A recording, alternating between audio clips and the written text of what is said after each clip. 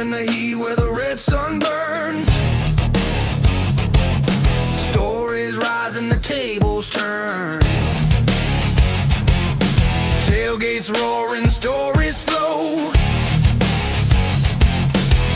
Every fan's got a tale to show. Redsea Brothers bringing the pride. Unite the fans on this wild ride. Trading cards till your story stays. Arizona strong in a million ways.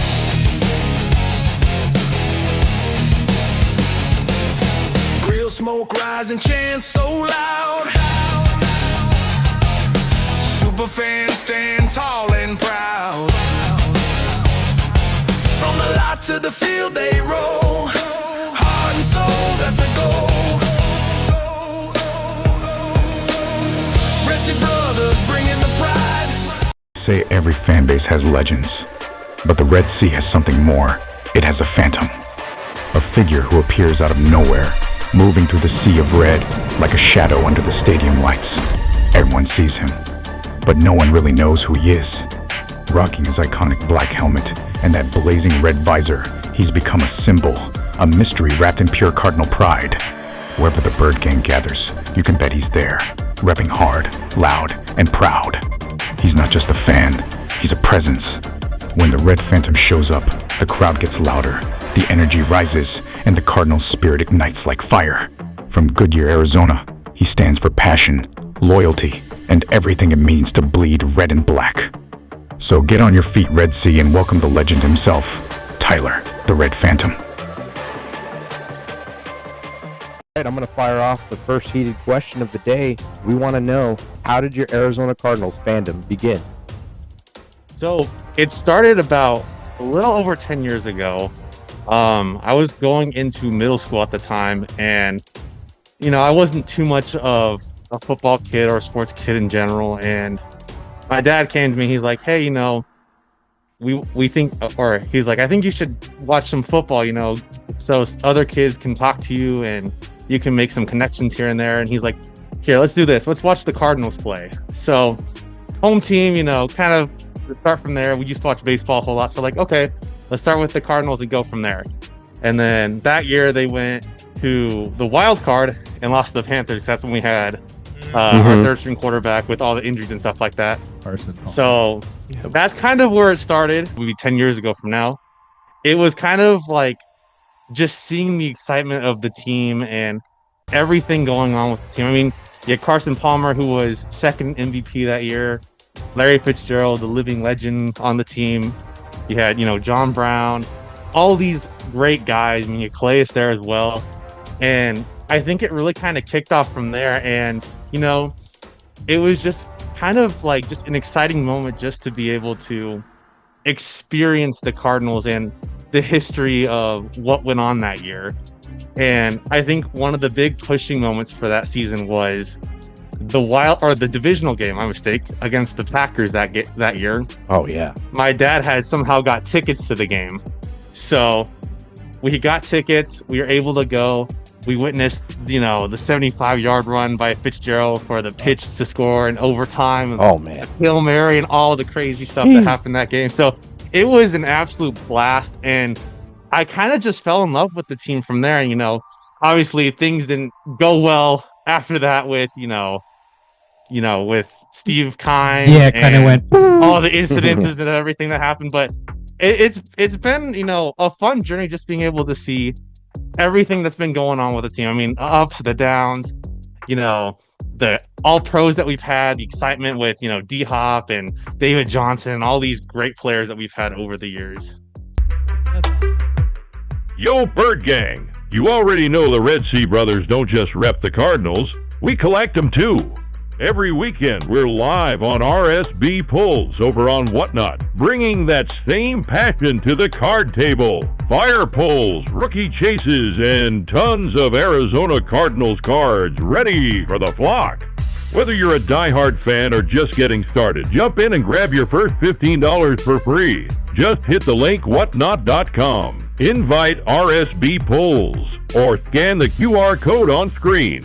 Join the stream, rep your team, and let's build that Bird Gang card collection together.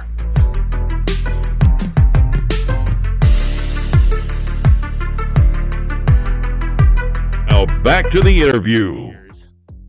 That's awesome, dude. And I like it how you kind of started with a bang to get you in, and then you kind of took this roller coaster, dove down, and then strapped yourself in, and now you're kind of riding it, kind of going up, right?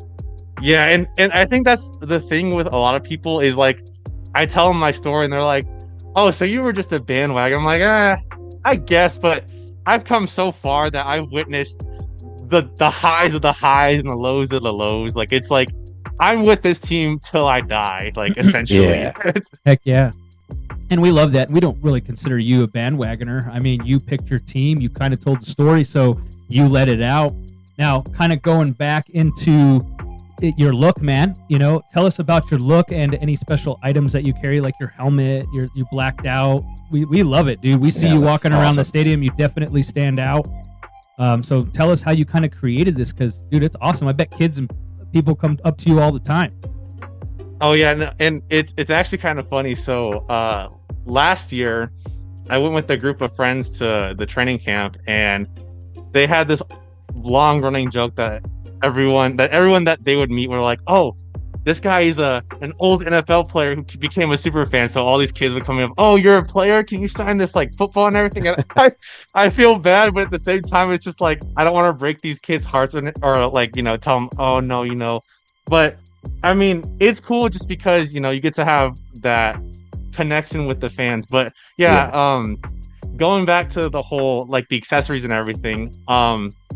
One of the big things with me, and I know this is gonna sound a little crazy, but one of the players that I kind of look to for creative inspiration was Cameron Thomas from, you know, a couple years ago. He was the 3rd round pick, whatever.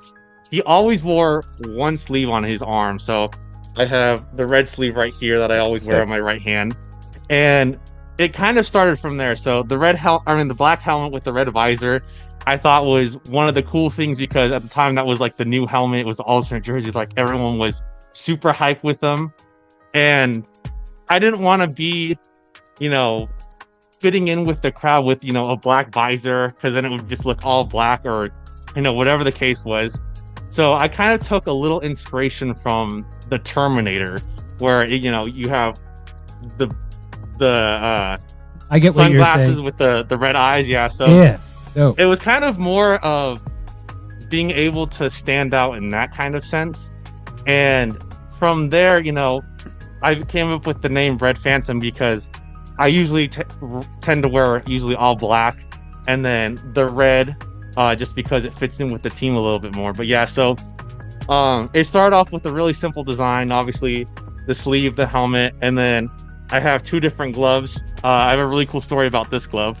So about 3 years ago, we had a player on the team who he was only on the team for about half the season, and we had interacted before training camp and stuff like that, and just being able to talk to one another. And he had posted a story on his page, and it was one of those, you know, stories at the time where players were getting trades from like the fans, like, "Oh, if you bring me, you know, a thing of Oreos, or if you bring me, you know, something cool, I'll trade you with it."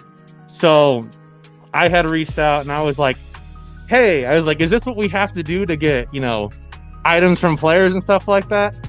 And he goes, "Hey man, if you bring me some Oreos, I'll hook you up." And I was like, "Say less." So I came so I came the next day with a thing of Oreos, and security was like, "What are you doing with all these Oreos?" And I was like, I had to explain to them, "Oh, you know, it's for a player.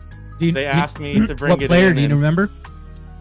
Kevin Strong, that's what it was. Okay, yeah. I feel horrible not remembering that, because me and him talked all the time, and obviously after he got cut, we kind of, you know, lost connection there. But yeah, it was just it was a very like cool moment just to be able to interact with the player. And he's actually the first Cardinal player that followed me back on this page. So it really, you know, is cool to be able to have that experience, to just be able to have that connection with him and stuff like that. But going into training camp like a couple months ago, I had decided to rep different jerseys. So I have this black one that I usually wear all the time. I have the red one, and then I have the white one. And Nice. when I decided to change it up a little bit, I also got this black arm sleeve here, just to kind of change it up a little bit, stand out, change uniforms, whatever the case may be, offense, defense for training camp, and then obviously the black is the coolest in my opinion. But yeah, I mean, I just love being able to dress up, remain, mysterious for the most part, because everyone's like, oh, I see you all the time, but I have no clue who you are. So Yeah. it's really cool just being able to, interact with fans and hear their stories and, talk to them with like whatever they have going on, whether it be, how they started off as a fan, where they came from to watch the Cardinals. Like we had people from Germany flying in to watch the Cardinals. So it's a really cool experience just to be able to interact with those fans and for them to see who I am and kind of have that connection there. I mean, it's a really cool thing. Dude, that's awesome. Can you give us a profile? Can you kind of turn and give us a profile of your helmet? Oh yeah. That's So, Nice. I have the Cardinal here. I can't turn fully around, but it has Okay. the Arizona on the back right here. Okay. It's a little bit scarred up, just because, people get drunk at games and they're like, hey man, can I like tap on your helmet? Or I've had a couple instances where people are completely drunk and they're like, hey, let's headbutt real quick. And they just go full on, just headbutt me. So I've had a lot of experiences wearing this helmet, but I mean, it's all really cool just to see, the different interactions when it comes to the helmet. I love your look, man. It looks awesome. Oh yeah, dude. Changing you, gears here, I have a question about our current roster. And I want to know, is this Kyler Murray's last year, do you think? Or do you think he's going to fulfill his destiny and take us to the dance or get us into the playoffs? How do you feel about K1? No, this has always been a very interesting topic for me over the last couple of years. And I've had my fair share of defending Kyler Murray. I've had my fair shares of, saying, things against Kyler Murray with his plays and stuff like that. But I truly feel with the roster that we have that we should at least be able to make the divisional round, at least with the roster. Obviously, you have Josh Sweat. You just brought back Calais, who's, helping out create our young D-line with Robinson, Nolan, and then you have Tomlinson, who's been able to help out a whole lot. But I really feel with the defense that we have and obviously the offensive chemistry that's there, especially with Harrison and McBride, like there is a good chance that Murray should be able to take us to that promised land, or at least somewhat close to it. Now, with that, I will say, if we don't make the playoffs, it will look, kind of scary just because of the performance that's been going on the last couple of years. I mean, obviously, you look at last year, we were still in that rebuilding phase where we, had a 9-8 record. And it's interesting just because we always start off strong, and then that second half of the season, we always fall apart. And again, like it could be just not being able to adjust well to, different teams, or injuries play a big part in that as well. But he does have the capability. He does have, the potential to take us there. And like he's been saying all season, like this is the best roster he's had since we went to the playoffs back in 21. So I do have hope for him. I know he can be a top 10 quarterback caliber when he has the potential to do it, when everything's clicking well. I mean, we saw it last game. He didn't have any turnovers. We saw the offense clicking well. There was a couple of, crucial errors, especially with like the sack in the fourth quarter. But, it's the first week. You're going to have those hiccups here and there. And just being able to see how the team looked from last year to this year, it's like day and night. I believe so too, huh? Yeah, 100%. Yeah. Feel the same vibe for sure. All right. So now going kind of backing up on that, do you think that our rookies panned out, man? Like Marv and Max Melton and all those guys. Do you think the new rooks they came in? Do you think that, or they're going to pan out? Do you think they panned out last year? Do you think this year they're going to kind of, make a big difference? You know, a lot of the players that we drafted last year, they have a ton of potential going into this season. I mean, you have Harrison, who's going to make that second-year jump. You know, the last year was kind of the transition going into the NFL after being, you know, the star of Ohio State. And then you have Benson, who didn't really get a whole lot of touches just because James Conner was having that monster year last year. So I think this year they will have more impact going into the season, and especially, you know, Darius Robinson. And, you know, he kind of didn't have the greatest rookie year last year. I mean, he didn't play until like week 12 or something like that. So yeah. I do see great things from him. I mean, he does have that leadership ability, and especially with him being able to work side by side with Calais Campbell, I mean, it really does look great for him. And, you know, you go back to Harrison didn't even have that bad of a rookie year. I think everyone just kind of overlooked it because everyone thought he was going to be, you know, a top 10 wide receiver in the league coming right out of college. But, you know, he's now understanding, you know, the pacing of the NFL. He's understanding what he needs to become this great NFL receiver for the Cardinals. And you add on Benson, who's now the running back B for as much playing time as he was hoping to. But seeing how he's progressed going from last season to this season, like, he's like right there on par with James Conner. Obviously, you know, James Conner is still that dude that's going to take the reps and everything. But if, you know, for whatever reason, if James Conner has to sit out games or, you know, God forbid injuries happen, I feel like Trey Benson is a very good replacement for James Conner. I mean, he's quick, he's agile, he can catch the ball, he can break off for long distance runs. I mean, we've seen it all, you know, in college, and we saw it a little bit last week against the Saints, where he broke off that, you know, 50-yard run or however long it was against the Saints in the second quarter. So our rookies, I feel like, will pan out.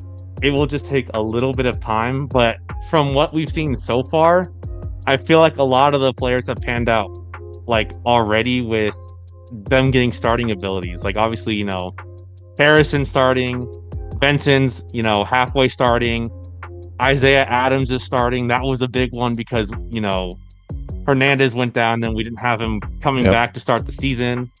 You have Darius Robinson, who's starting with the defensive line with Calais and then Tomlinson.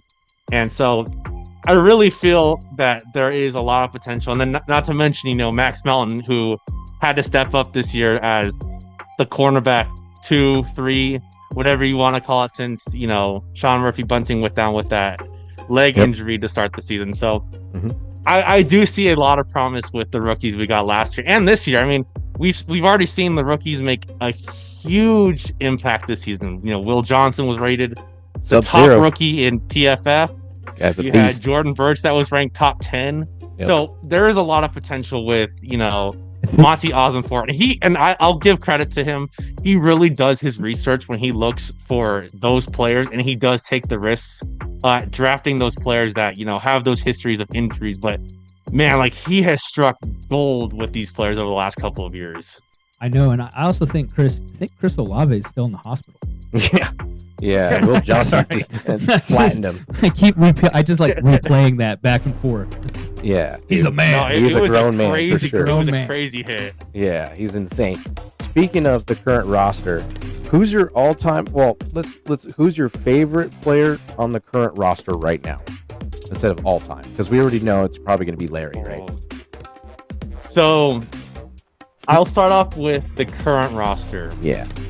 So, had Calais Campbell not signed with the team, I would have easily said Garrett Williams. And it's kind of a funny story with how this is kind of connected. So, before Garrett got drafted, he played at Syracuse.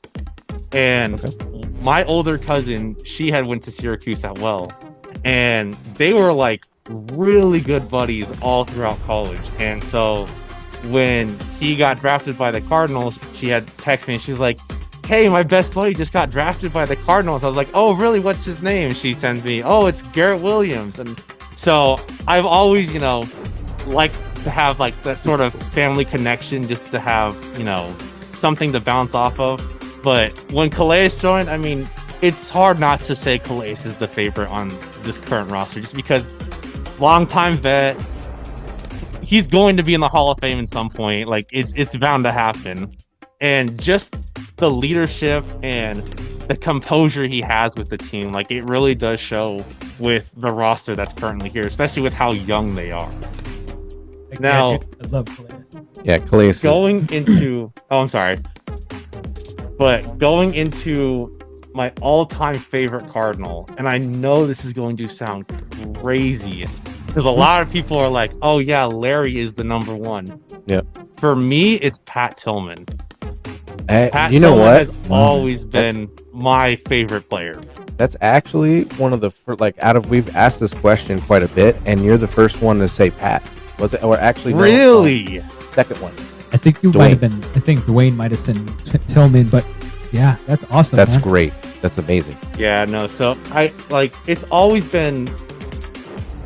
He's had some connection with me, and I've had a bunch of family go into the military and serve the country, and fight for a cause that they believe in, and just how Pat, he literally had everything he ever wanted. He was in the NFL, made he was playing out, led the team to the first playoff in, I think it was like 50 or 60 years or something like that. And just to see how he kept the team, he kept the energy, and was just one of those players that you just feared on the field. And for him just to drop it and go, I want to go do something that I feel like I should be doing. And for him just to drop everything and then go out into the military and be able to experience, whatever went on in the battlefield. I mean, I take a lot of respect for that. And just being able to, go out there and try to live like Pat Tillman, like just being able to, do what you believe in, go out there and just fight for whatever you believe in. And I do the Pats run, every time I have the chance to. I actually just got these pretty cool custom shoes made a couple weeks ago, and I'll go grab them once we get like a pause or something like that, just to show them off, because I fell in love with the shoes, and the person that did it did a great job. Her name is Kicks by Kenna, and she just did a great job with it. So once we get on a pause or something, I'll show you what they look like. Yeah, Pat Tillman has been easily my favorite Cardinal player of all time. You have a message for the Bird Gang, and would you like to mention any? Do you have any charities that you might give to, or that you might suggest? So I don't really have any charities that I've given to recently, just because I've just been so busy with other things going on in my life that I really haven't had time to go out there and, and I feel bad saying that, because I like being able to help out the community. But the fundraiser that I would 100% go after is the Pat Tillman Foundation, obviously. Okay. Just because you're helping, veterans, you're helping active military members, you're helping, the families, the tuition of whatever those families need. And just for them to give any kind of support for those military members, just because it's a hard thing to go into the military, especially, going away from family, getting relocated to, different stations, whatever the case may be. I mean, it's a tough thing, and it's not for everyone to do. And especially with family and significant others, that's another huge process to take into consideration. And the Pat Tillman Foundation, they do a great job of being able to just help everyone in that process kind of get it all situated. But for a message for the Cardinals and the Redsea, I would just like to say, just keep going out there, keep supporting the team. And I know recently we've had a surge of fans coming to Arizona and watching the team play, and I love being able to see the Redsea come out and just show their fandom and show their appreciation, and just come out and say, this is a team that's going to go to the playoff, have a ton of hope, and just being able to back up the Redsea from start to finish. And that's something that I haven't seen with the Redsea since probably the 2021 season, just because that's the last time we were in the playoffs. And just like I said, seeing the huge surge of fans coming back out, we need more of that. I would hope one day we have a fan base kind of like the Packers where they're like constantly going out, they're constantly showing up, they're constantly just moving and just showing up and taking over stadiums. Like, that's something that I want Arizona to become one day in, the near future, hopefully. Just be able to go out there, show their pride, be able to, do crazy stuff, maybe get on, Sports Illustrated or something like that. Just absolutely insanity. Just lose your mind, become the Red Sea. And I mean, I've embraced it. I know you guys have embraced it. I know a ton of other fans have embraced that Red Sea, but I would just love to see just more people showing up, more people just being able to say, yes, like, this is my team, these are my players, like, I'm gonna back them up to the very end. And that's kind of my message to the Red Sea going into the near future.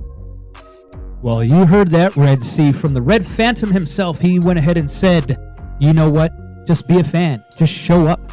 Just show up there. Just show up at the stadium. That's all we want you to do. Show up and be a fan, right? Yep, from the beginning to the end, be a fan. All right, Red Sea. Well, that concludes this episode of The Red Phantom. Thanks again, and go Cardinals. Go Cardinals. Rise up, Red Sea. We appreciate you, Phantom. Thank you guys for having me on the show. Yep, no problem. Unite the fans on this wild ride. Trading cards, yeah, your story stays. Arizona strong in a million ways.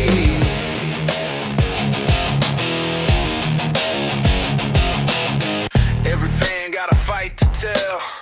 From the heartbreaks to the swell. Season's done, but you're never gone. Your card lives on, keep the fire strong.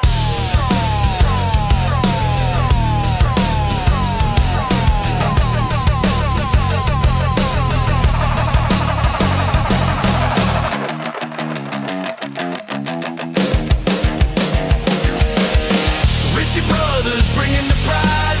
Unite the fans on this wild ride. Trading cards, yeah, your story stays. Arizona strong in a million ways.